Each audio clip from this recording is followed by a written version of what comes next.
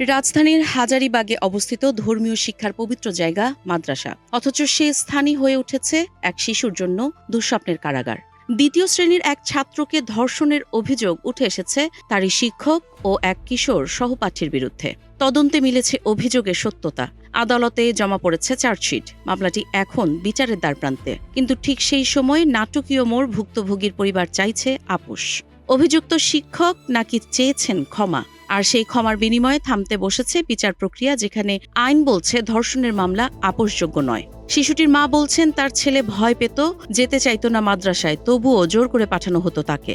প্রশ্ন উঠছে, একজন শিক্ষক যিনি মাথায় টুপি, মুখে দাড়ি নিয়ে ধর্মের কথা বলেন, তিনিই যদি এমন নৃশংসতায় জড়ান, তবে তা শুধু একটি অপরাধ নয়, বরং মানবতা ও ধর্ম দুটোরই কলঙ্ক। এখন দেখার, ক্ষমা জিতবে নাকি বিচার, একটি শিশুর আর্তনাদ নাকি সমাজের নীরব আপোষ।